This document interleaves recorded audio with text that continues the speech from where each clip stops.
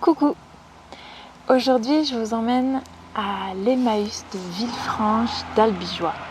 Il est à côté d'Albi et je suis allée à la rencontre de personnes qui travaillent, des bénévoles et aussi des compagnons. Et je vous partage aujourd'hui ce que j'ai pu entendre. On commence avec Chloé qui était dans la boutique de livres et qui se réjouit de partager son expérience avec nous. Je vous laisse l'écouter. Chloé, tu viens ici depuis quand ? Alors, moi déjà Emmaüs, en fait mon père il a travaillé à Emmaüs ici de 95 à 99. Moi je suis en 96 en fait, donc j'ai un peu baigné on va dire dans Emmaüs quoi. Voilà, je suis toujours venue depuis toujours quoi ici. Bonjour. Bonjour. Et donc voilà, j'ai toujours connu en fait Emmaüs, on y est toujours allé régulièrement. Et ensuite, c'est par le biais du service civique que je suis venue voilà, en tant que volontaire ici. Ok. Et ça dure combien de temps le service civique ? Alors c'est 8 mois, c'est 28 heures par semaine. Okay. Donc là, moi c'est sur le développement durable, donc ça va être tout ce qui est tri, recyclage, sensibilisation. Donc le but c'est de contribuer à des projets ou alors d'amener un projet à la communauté. Dans le but, bien sûr, que les compagnies et compagnons puissent être le mieux possible. Quoi. Et après ton service civique, est-ce que tu vas continuer à venir chez Emmaüs ou... Oh oui. Ouais. Là, j'aimerais, dans tous les cas, garder le lien. J'aimerais continuer à faire un petit en tant que bénévole, venir, selon comment je pourrais être disponible et tout ça. C'est une expérience énorme. Je ne peux pas partir et après plus rien quoi. Donc j'aimerais vraiment continuer à garder le lien. Et parce que je voudrais aussi moi faire une formation à distance, donc ça va me prendre un peu de temps. Il faut que je complète aussi par un contrat pour voilà. Mais j'ai envie de garder le lien, ça c'est sûr. Qu'est-ce qui te plaît tant pour avoir envie de rester ici ? Le plus, c'est la relation avec les gens en fait.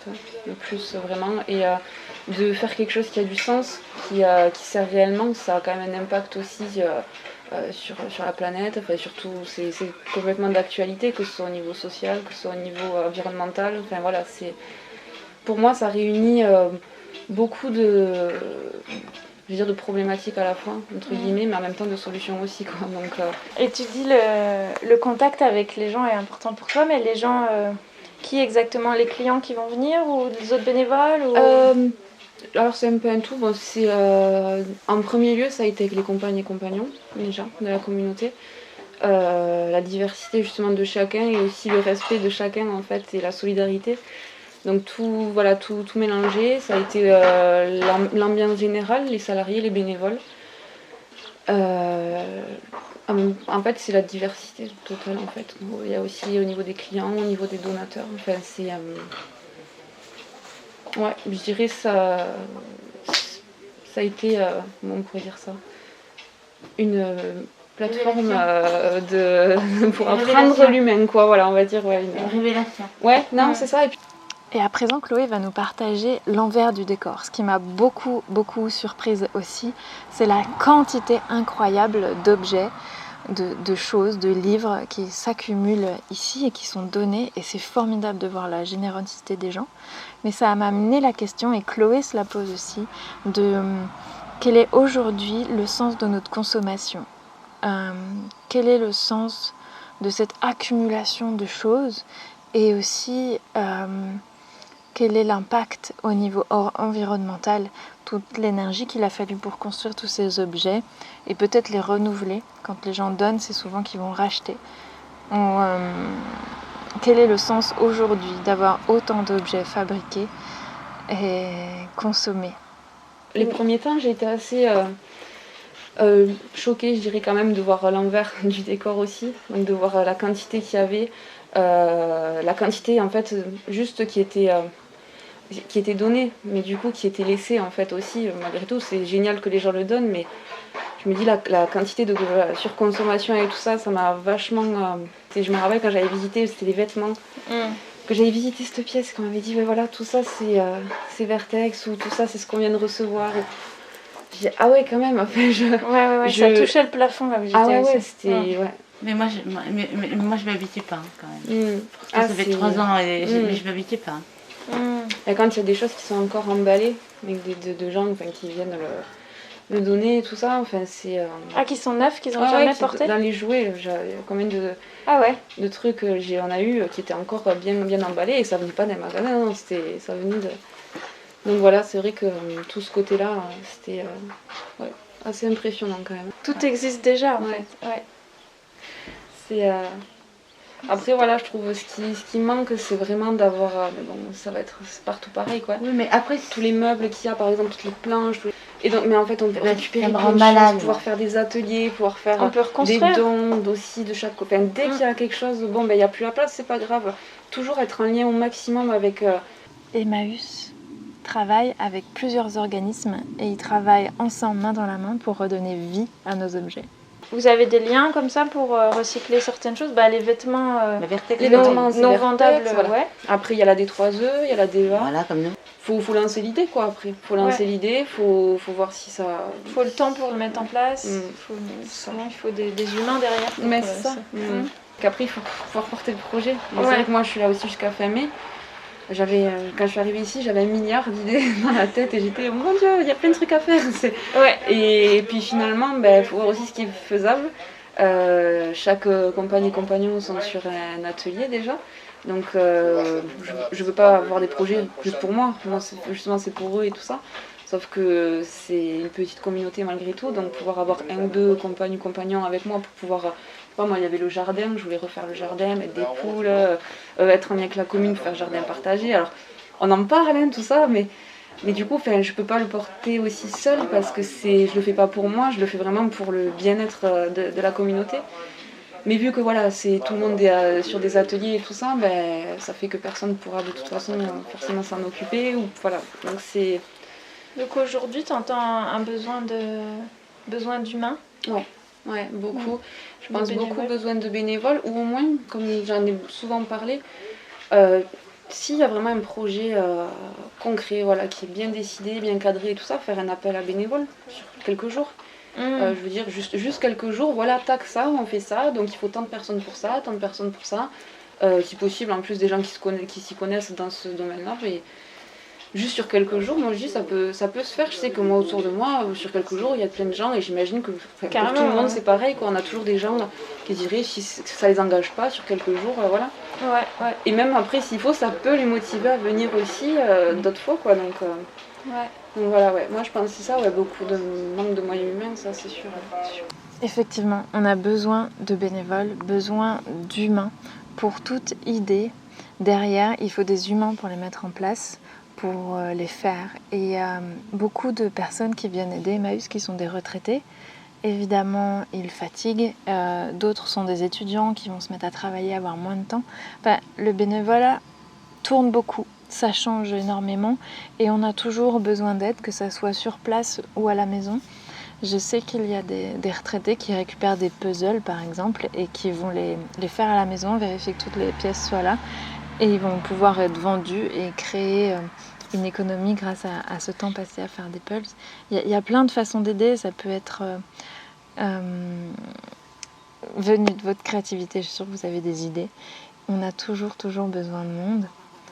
Et que ça soit pour faire participer les maisons de retraite aussi. Il y avait l'idée je ne sais pas si dans une communauté d'Emmaüs en France ça existe, mais de se mettre en collaboration avec des maisons de retraite pour redonner du sens et faire participer les gens en maison de retraite, pouvoir aider Emmaüs même à distance. Ça serait formidable. On a aussi besoin de personnes sur place, que ce soit pour la vente, pour trier les vêtements, pour tout un tas de choses. À présent, on va écouter Fred qui vit sur le lieu de la communauté et qui va nous partager son expérience et sa vision des choses. On a été super bien accueillis par lui. Je peux te prendre un gâteau ? Je sais même pas chez moi. Parce que c'est chez moi, mais merci. Mange le gâteau. Mange. Merci l'abbé. Il manque, sincèrement il manque. Emmaüs héberge des personnes en difficulté sur des durées plus ou moins longues. Et c'est ce que Fred va nous expliquer. Et qui sont les personnes qui sont hébergées chez Emmaüs ? Un passager, c'est quelqu'un qui vient temporairement, Ouais. Et qui qui reste essaie de pas. trouver une place, Hmm. quelque part. Parce qu'il en a marre de dormir dans sa voiture, ou il en a marre de dormir dehors. Il y en a encore beaucoup dehors avec des enfants. Ça, c'est clair. Hein. Moi, j'ai vécu 6 ans dehors, donc j'ai vu... Enfin bref, il y en a beaucoup encore avec des enfants. Il y en a même qui travaillent à Paris, Ouais, j'en je connais. sais. Ouais. Ils dorment Puis dans dans la la voiture, voiture, ouais. ils vont travailler. Non, c'est pas J'avais un possible. collègue comme ça. Mais c'est Pourtant, on la travaillait honte. à l'URSSAF. Pour moi, c'est la honte de la France. Hein. Et des salariés de C'est la honte l'URSSAF de la France. dorment Je dans suis leur désolé. voiture. Oui, comment ça se passe? Comment on passe d'une vie où on a un job et à un moment donné, on n'a plus de logement? Qu'est-ce qui se passe? Bah, Si c'est t'as la envie de- séparation. Enfin, à un moment donné, moi, avec ma copine, ça marchait plus du tout. Quoi. Donc, je suis parti, je l'ai laissé. Ah, Au lieu de la mettre d'accord. dehors. Parce qu'en fait, c'était mon logement, mais je peux pas mettre mes enfants dehors. Donc, moi, je suis parti. Il y a combien de personnes ça, en, Emmaüs. en tout qui Ici, vivent en sur tout, place? je pense qu'on est une vingtaine. Et puis, Les enfants, là, ils sont à l'école. Il doit y avoir 2, 3, 4. Donc, voilà. Quoi. Mais je savais pas qu'à Emmaüs, on pouvait avoir des enfants. C'est la première communauté que je fais. Donc, il y a des enfants. Quoi. Ailleurs, ils ne en ont pas. Quoi. Bah, disons que ici, ce qui est bien, c'est qu'ils ont des petits pavillons. Ouais. Alors qu'avant, il n'y avait pas. Ils C'est dans étaient les ici. non. HLM. Ah oui, Ah oui, avant, c'était là. d'accord. C'était ici. Et après, ils ont construit ça, là. Et là, ce qui nous manque, c'est une salle d'activité aussi. Et Qu'est-ce on qui va encore manque faire des réunions. Qu'est-ce qui manque? Il faut les travaux. Ah, Ah, c'est les pas, travaux, ça tombe en friche. c'est pas vivable. Ah oui, ça Qu'est-ce- tombe en friche. Parce que Et au sol, vous n'avez pas une pièce libre? Aussi, mais il y a les travaux à faire, quoi.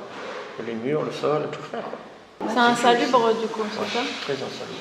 Quand je suis arrivé ici, là, en passager, je suis resté une semaine, j'ai une semaine malade. Ils m'ont mis là-bas, j'étais malade. Bah oui, quand il fait froid comme ça, c'est pas C'est isolé. l'humidité surtout qu'il y a. Le problème, c'est ici, c'est l'humidité dans les chambres. Hein. Alors, si vous venez un jour, vous allez voir. Hein. Donc voilà un aperçu de l'Emmaüs de Villefranche d'Albigeois. C'est vraiment un tout petit aperçu de ce que j'ai pu vivre sur place. J'ai croisé énormément de sourires, une très belle énergie. Ils font des choses formidables. Ils font de l'hébergement, ils font du recyclage avec les organismes avec qui ils travaillent. Ils font des ventes solidaires. Solidaire, ça veut dire que c'est un prix accessible à tous et aussi écologique. Le fait de pouvoir donner une seconde vie aux objets, c'est le premier pas vers une écologie. Tout ce qui est plus sain et normal quand on veut vivre sur Terre, on va dire. Et ils font tout ça avec les moyens du bord, avec les bâtiments qu'ils ont, avec les gens qu'ils ont.